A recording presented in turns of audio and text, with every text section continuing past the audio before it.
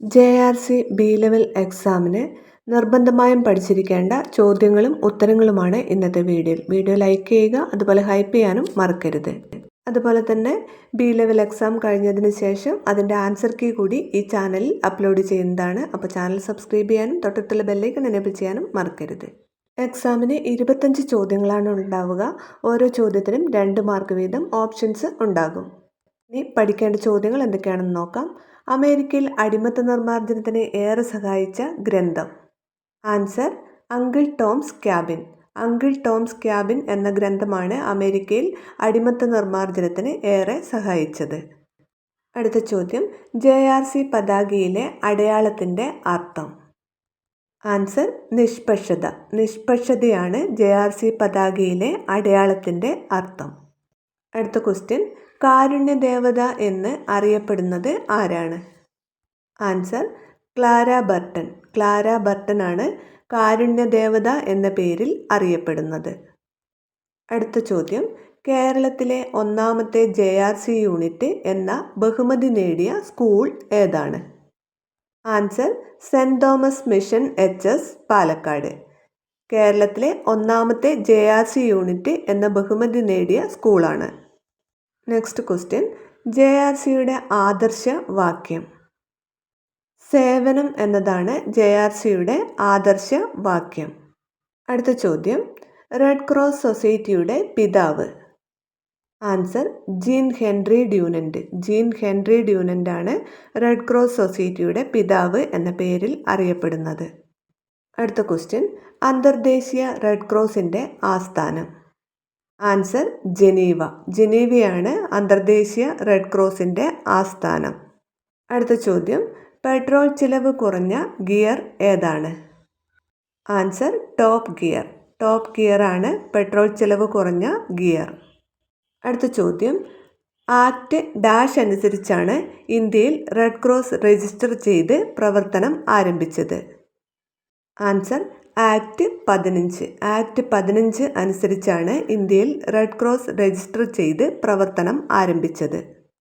Next question, ഏറ്റവും ശക്തി കൂടിയ gear. Answer reverse gear. Reverse gear ആണ് ഏറ്റവും ശക്തി കൂടിയ ഗിയർ. അടുത്ത ചോദ്യം, JRC യൂണിറ്റ് പ്രസിഡന്റ്. ആൻസർ പ്രഥമ അധ്യാപകൻ. പ്രഥമ അധ്യാപകനാണ് JRC യൂണിറ്റ് പ്രസിഡന്റ്. അടുത്ത ചോദ്യം, അങ്കിൾ ടോംസ് ക്യാബിൻ എന്ന പുസ്തകം എഴുതിയത് ആര്?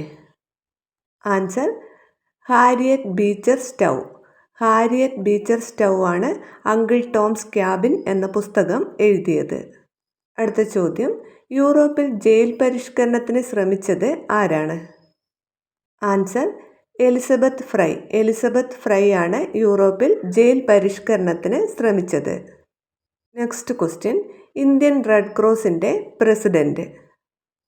ആൻസർ രാഷ്ട്രപതി. രാഷ്ട്രപതിയാണ് ഇന്ത്യൻ റെഡ് ക്രോസിൻ്റെ പ്രസിഡന്റ്.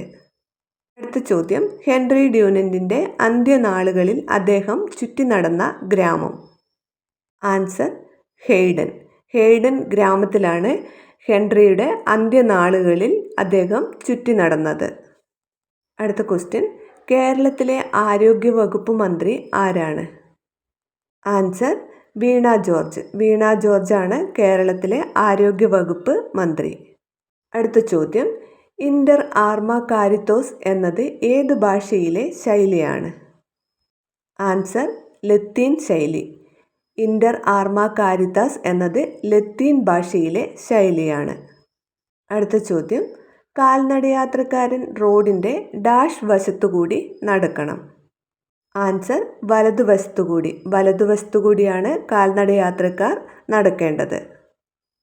അടുത്ത ചോദ്യം, വേഗത നിയന്ത്രണ ചട്ടങ്ങൾ ഡ്രൈവർ പാലിക്കേണ്ടതാണെന്ന് ട്രാഫിക് നിയമത്തിലെ ഡാഷ് സെക്ഷനിൽ പെടുന്നു?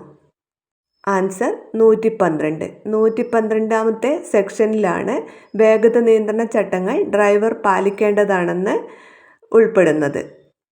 നെക്സ്റ്റ് ക്വസ്റ്റ്യൻ, കേരളത്തിലെ ഏക മാതൃകാ JRC യൂണിറ്റ്. ആൻസർ കൊല്ലം. കൊല്ലത്താണ് കേരളത്തിലെ ഏക മാതൃകാ JRC യൂണിറ്റ്. ചോദ്യം, NSSൻ്റെ പൂർണ്ണരൂപം എന്താണ്? Answer national service scheme. National service scheme എന്നാണ് NSSൻ്റെ പൂർണ്ണരൂപം. അടുത്ത ചോദ്യം, ജീൻ ഹെൻറി ഡ്യൂനന്റ് ജനിച്ച വർഷം. ആൻസർ 1828 മെയ് 8-ന്. 1828 മെയ് 8-നാണ് ജീൻ ഹെൻറി ഡ്യൂനന്റ് ജനിച്ചത്. അതുകൊണ്ട് തന്നെയാണ് മെയ് 8 റെഡ് ക്രോസ് ദിനമായി ആചരിക്കുന്നത്. അടുത്ത ക്വസ്റ്റ്യൻ, ഹെൻറി ഡ്യൂനന്റ് അന്തരിച്ച വർഷം. Answer 1910 October 30. 1910 ഒക്ടോബർ 30-നാണ് ഹെൻറി ഡ്യൂനന്റ് അന്തരിച്ചത്. അടുത്ത ചോദ്യം, മലയാളക്കരയിൽ JRC പ്രവർത്തനം ആരംഭിച്ച വർഷം. ആൻസർ 1929. 1929-ലാണ് മലയാളക്കരയിൽ JRC പ്രവർത്തനം ആരംഭിച്ചത്. അടുത്ത ചോദ്യം, സോൾഫെറിനോ സുവനീർ പ്രസിദ്ധീകരിച്ച വർഷം. ആൻസർ 1862. 1862-ലാണ് Jean Henry Dunant Solferino souvenir എന്ന പുസ്തകം പ്രസിദ്ധീകരിച്ചത്. അടുത്ത ചോദ്യം, ജനീവ കരാർ ഒപ്പുവെച്ചത് ഏതു വർഷമാണ്? ആൻസർ 1864. 1864-ലാണ് ജനീവ കരാർ ഒപ്പുവെച്ചത്. അടുത്ത ചോദ്യം, ഇന്ത്യൻ റെഡ് ക്രോസ് സൊസൈറ്റിയുടെ ആസ്ഥാനം എവിടെയാണ്? ആൻസർ ന്യൂഡൽഹി. ന്യൂഡൽഹിയിലാണ് ഇന്ത്യൻ റെഡ് ക്രോസ് സൊസൈറ്റിയുടെ ആസ്ഥാനം. അടുത്ത ചോദ്യം, സമാന സ്വഭാവമുള്ള കോശസമൂഹത്തെ ഡാഷ് എന്ന് പറയുന്നു. Answer tissue. ടിഷ്യൂ എന്നാണ് സമാന സ്വഭാവമുള്ള കോശസമൂഹത്തെ പറയുന്നത്. അടുത്ത ചോദ്യം, പെർമിറ്റും രജിസ്ട്രേഷനും പ്രകാരം അനുവദിച്ചിട്ടുള്ളതിൽ കൂടുതൽ ഭാരം കയറ്റാൻ പാടില്ല എന്നത് ട്രാഫിക് നിയമത്തിലെ ഡാഷ് സെക്ഷനിൽ പെടുന്നു. സെക്ഷൻ നമ്പർ 113-ലാണ് പെർമിറ്റും രജിസ്ട്രേഷനും പ്രകാരം അനുവദിച്ചതിൽ കൂടുതൽ ഭാരം കയറ്റാൻ പാടില്ല എന്ന് പറയുന്നത്.